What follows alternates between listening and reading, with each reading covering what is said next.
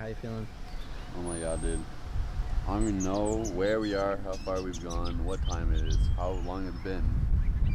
Um, I'm fucking tired, dude.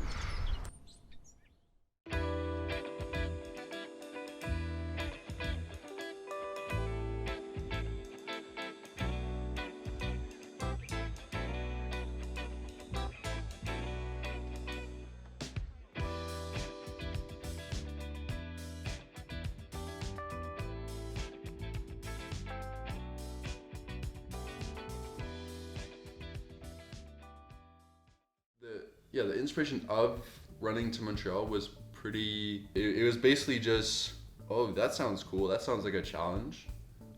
Why not do it? It was very spontaneous, is what I'll say.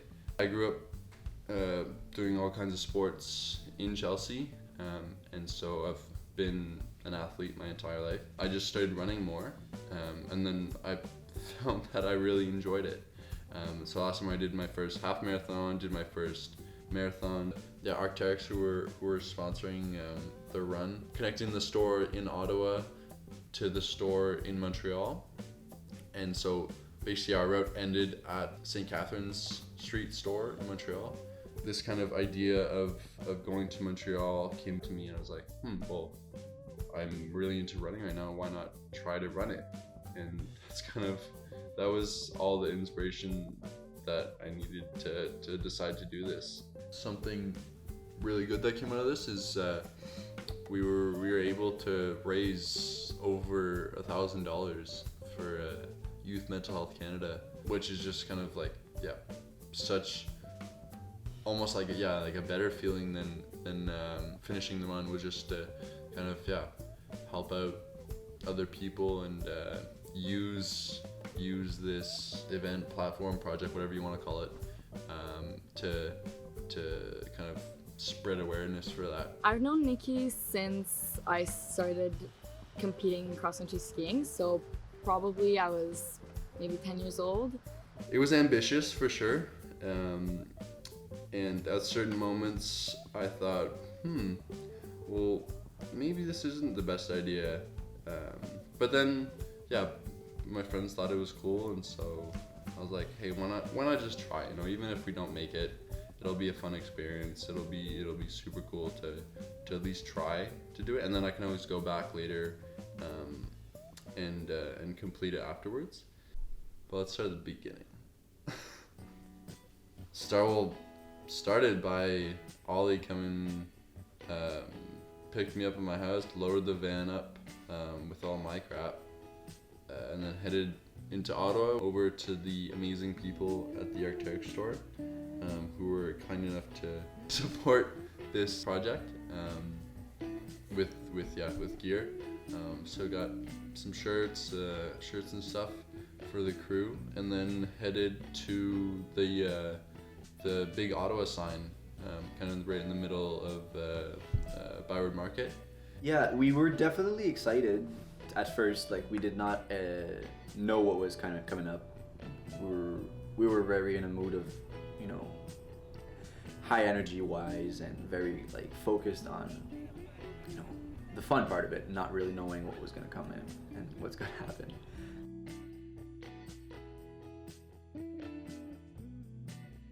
Through the city, I had to me and Will ran alone, because just the van, it didn't make sense. It wasn't safe for the van to kind of follow us on the road, because it was still pretty busy, even though it was late-ish in the evening. And so we kind of, the van would go ahead a bit, and then we'd run to the van, get some snacks, get some food, get some water, and then just kind of do like a leapfrog thing where van would go ahead, we'd catch up, and we'd go ahead, we'd catch up.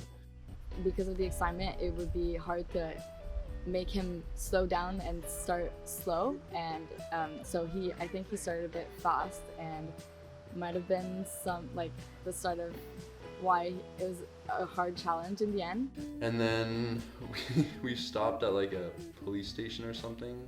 That's when the van could kind of follow right behind me, and so whenever I wanted, I could go fill up my water bottle or get a apple or granola bar or gel or something. And then just started trudging through the night. It was crazy. I actually didn't think he was gonna finish it. Physically, I was doing great. Like, my legs were fine, everything was doing good, I was digesting food well, like, had no issues. But I'd say that's when kind of the first hurdle started to appear. It kind of started to feel a bit overwhelming. Like, it was dark, I was alone, like there weren't really any cars around. My motivation went down, and I got into my head, started asking myself questions of like, can I really do this? Like,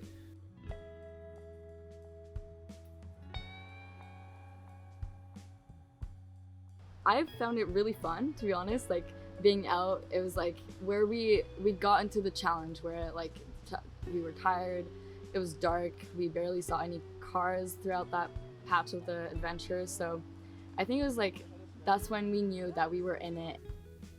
So we ended up stopping, slept for probably 30 minutes. Yeah, then kind of the sun started to come up, which was really nice. And so that kind of helped a lot. I was pumped at that time. I was very, very pumped, very excited for him because I knew like it was restarting. Like, okay, let's go. We were doing this, and I said it like every time he was gonna go and start to run, I was more excited for him than I was excited myself for the entire thing. So I was like, come on, go, let's go. Like as soon as he wanted to start, go run, Nikki, go run.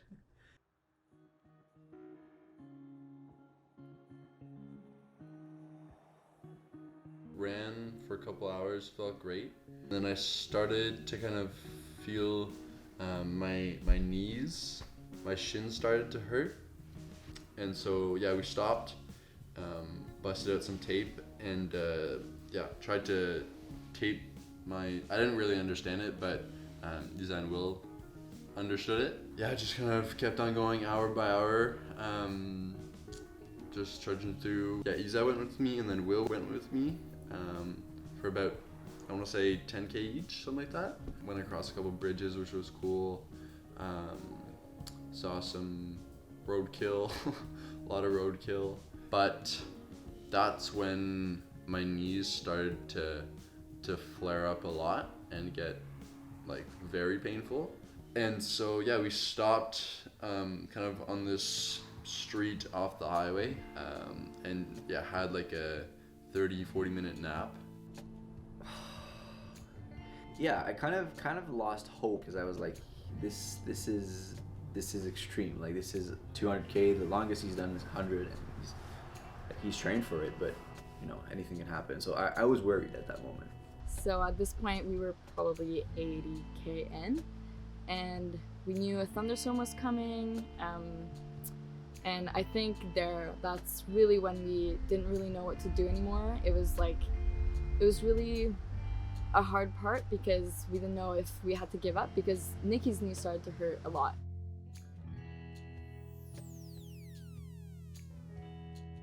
We all fell asleep, and so we all ended up sleeping for a lot longer than we had planned to. And then yeah, woke up and my knee didn't feel any better. And yeah, with the storm coming, we were like, well, it's not safe to run on the road. And the rain kind of rolled through, and it was very, very light. In the end, we were like, okay, well, let's just go down onto the Prescott-Russell Trail. If that works, we'll do that. If not, we'll figure something else out. We'll finish somewhere. Drove kind of straight down across the highway to the trail. Tried to run on the trail for a bit, and that's when I realized I was like, we were doing like 10-12 minute kilometers, and yeah, that I realized that my knee was really, really bad. The fact that the trail was one straight big line of 15K of run on a trail that's pretty uneven, full of rocks. It was hard mentally and physically, but like I was happy to be there at the same time. It was like a moment of, okay, now I know why I'm doing this. I'm feeling this pain, and I know I'm accomplishing right. I know I'm doing something right now that's important, and that's gonna end up being important, you know.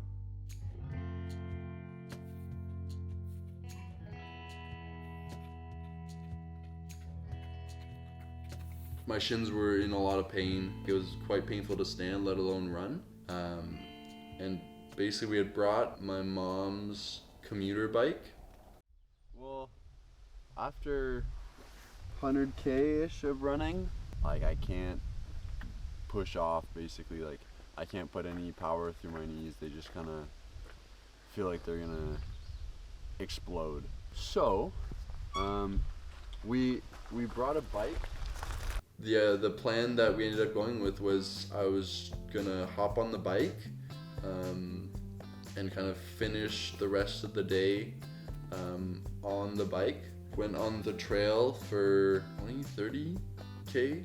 We ran some parts beside him, even though he was on the bike, just to keep him company, keep him happy to do this adventure and make him like remember why he's doing this and why we're doing this as a team. I think that was the biggest part in this adventure. It was, yes, making sure that he was making the whole path from Ottawa to Montreal, but I think it was also more than that and more like we're a team that making this happening. And then we got to Higo. One of my ski friends actually messaged us. He lives on the island and basically said, oh well, if you guys are passing through, come sleep at my house. You'll get a bed, get some warm food, like and so we decided to take him up on that because I think we were all having fun, but we were all definitely starting to feel the effects of the time.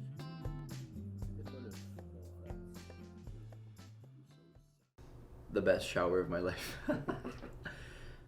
Yeah, got there, ate a bunch of cookies, and absolutely passed out. Like, had such a good sleep, and it was so nice. His parents were really nice to give us breakfast, oatmeal, coffee. And then put the shoes on. Started off that morning, felt great.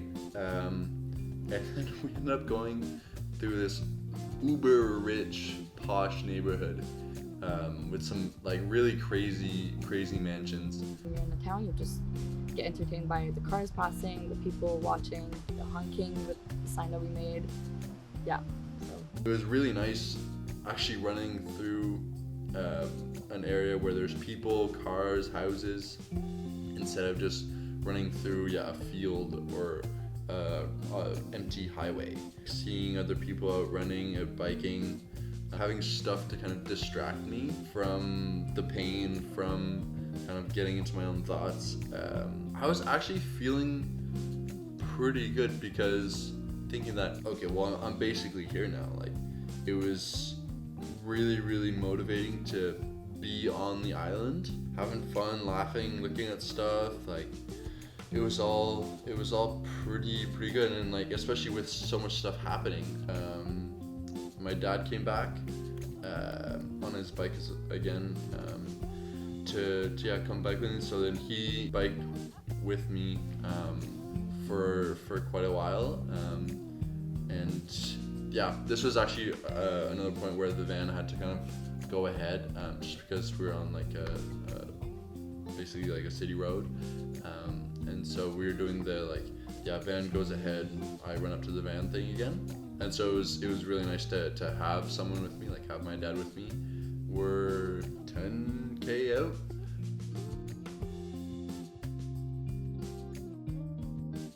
Everything hurt. We just kind of took it kilometer by kilometer and made our way onto St. Catherine Street. I'd say when we hit St. Catharines, I was like, this is, it's the end coming. It was a very surreal feeling. Finally feeling like you're like really there. Making our way through the people, through the crowd, on the roads in Montreal, on the streets towards downtown, that was just like amazing. I think just like so many people were there, not for us, but it just like made it even more special to go through and like such a crowd just to finish it off. Friggin' boosted the last kilometer through people and street signs and lampposts. Got to the store and it was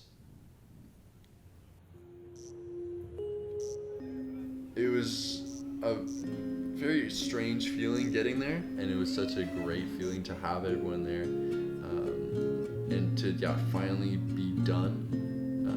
And like I looked at my watch and like I had stopped for a bit, but to stop my watch and finish the run was really satisfying.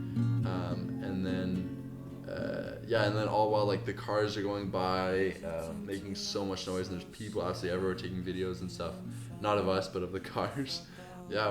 Went in and introduced ourselves to the people at the store, kind of told them what we were doing, and they were all like, "Whoa, that's so crazy!" And so they invited us in, gave us some drinks and some snacks and stuff, and we just kind of chilled in one of the rooms there. I think it's even now, I don't think it's sunk in that we did that, and I don't know when it will. I think that anything is possible, and I think if you have a goal in mind, even though you might go through challenges, it sounds corny, but it's just if you have challenges and you have a goal, I think just keep thinking about that goal and how you can make your way through those challenges to make it happen and finish, and to get to this goal, finish off the goal they have in mind, and just get to it. And there's no one stopping you, even though people are maybe telling you that it's gonna be really, really hard and you have to figure it out. Then you'll make your way through it and you'll finish it. I'm fucking tired. My legs hurt. Everything hurts. My arms hurt for some reason. My shoulders hurt. We're rolling right now. We'll try and loosen up a bit. I don't think we're halfway yet, but we're almost halfway. I think we're